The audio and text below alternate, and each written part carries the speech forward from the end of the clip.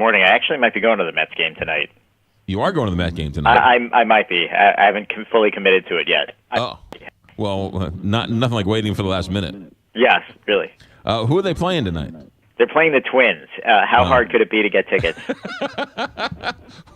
Yeah, the Twins, because that's a perfect pennant race matchup. Mets Twins with 2 weeks to go in the season. Well, I mean, it would be really disappointing if they lost that. I mean, here's the thing. I think the Mets have 19 games left, and none of them are against winning teams.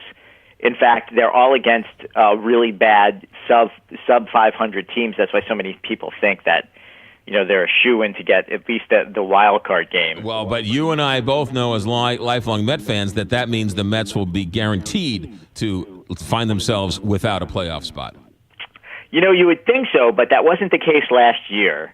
So I'm thinking that they broke that trend. And, but still, even if they make the playoffs, they still have to win that one-off game, which very well could be against the Cardinals. Yes, there's 3 teams and there's 2 spots, so we'll wait and see what happens. Yeah. All right, let's talk a little movies. What are you going to start with this week? Let's start with Snowden. I mean, I think there are a lot of people who are interested in this particular story, although the documentary about him didn't particularly do that well, and not a lot of people saw that. But this is Oliver Stone giving the Snowden treatment. And, Oliver Stone, though, is not really a big box office draw anymore. And neither is Joseph Gordon-Levitt, who plays Edward Snowden and does a terrific job. But that's really the only terrific thing about this movie is the job that Joseph Gordon-Levitt does as Edward Snowden. It's a perfect impersonation. I mean, Shailene Woodley as Edward Snowden's girlfriend is also really good, but there are several other roles in this movie that are grossly miscast and a distraction. I think Oliver Stone tries to get way too cute with this story. It feels like it was rushed. And it's not good. I mean, it should have been a straightforward narrative. Instead, they employed flashbacks and they tried to do some, these jump cut things and tried to make it seem, they tried to match the tenor of the movie with the technology of the movie, and it just didn't work. In fact, I found myself being very bored during this film when it shouldn't be boring. Granted that some of the technical jargon would be esoteric, and if Edward Snowden tried to explain the intricacies of hacking to probably 99.999% of the population, we'd fall asleep because we wouldn't understand what he was talking about.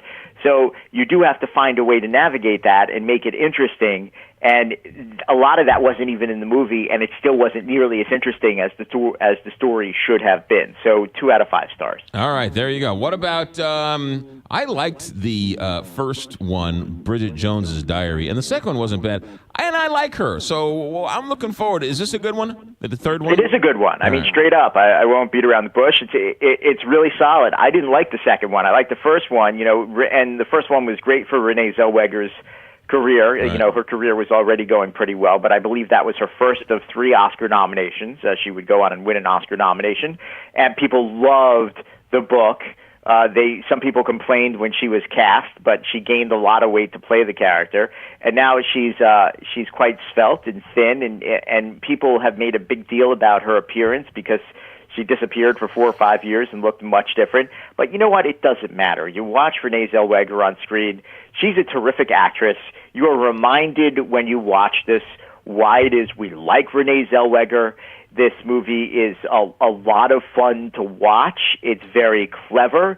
It is, of course, absurd and a fantasy. Almost everything that happens in this movie probably would not happen in real life. And there are things they probably cut out about 15 minutes from this movie, but very watchable, very enjoyable. 3.5 out of 5 stars. All right, good. I like that. And then finally, have you seen Blair Witch? I sure have, and this was a movie that didn't need to be made. I guess they wanted to. Find a through storyline from the original, and they do. There's a connection. The little brother of the main woman in the Blair Witch Project, still thinks that he wants to know what really happened, and he wants to find her. And the actor who plays the brother is not particularly good, and that sort of takes you out of the story. The Blair Witch Project is a groundbreaking movie, And it is really the godfather, if you will, of all the other found footage movies that came after it. It's the reason we have them. It's great for the horror genre business because it also created a way for people to make horror movies, low budget horror movies that made a lot of money. Right. So it was very good. The Blair Witch Project, people don't realize how good that movie was for the movie business itself. I think the general public suffers from nausea and dizziness from watching those movies. That could be, the same thing can be said for this particular film.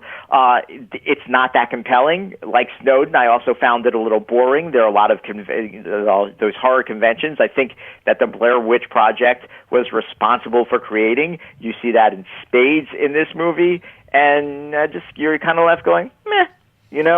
So it has its moments, but I didn't really care for it. Also, 2 out of 5 stars. All right. Speaking of Gordon-Levitt, is that the guy's name? Joseph Gordon-Levitt. Joseph Gordon-Levitt. The movie he was in, The Wire, where he plays the trapeze artist. Philip Petit. Who walks across the World Trade Center. Yeah. Mm-hmm. That movie will leave you spinning and throwing up, but that's a great movie. I like that movie. That movie is so vastly underrated and grossly underperformed at the box office. People don't realize it did actually. People did have nausea. They did complain about that, but people don't realize what an amazing experience that movie was in IMAX 3D.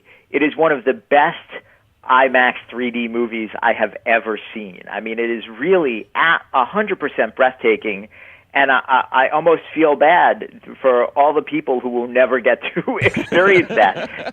Maybe you have a great TV at home, and it probably looks good in 2D on a flat screen TV. But just the experience of sitting smack in the middle of an IMAX theater, watching that in 3D, and the recreation of what Philip Petit did in that movie it's mind-boggling. The technology is so amazing. It is great. And I knew the story was real. I watched the movie, and I knew it was real, and I said, that never happened. And I had to go to the internet and see the pictures for myself to admit to myself that, yes, he actually did what they said he did. Watch, you know what? If you haven't seen it, and it sounds like you haven't, watch the documentary about him called Man on Wire. It won the Oscar for Best Documentary the year it came out, and it's amazing. It's so good.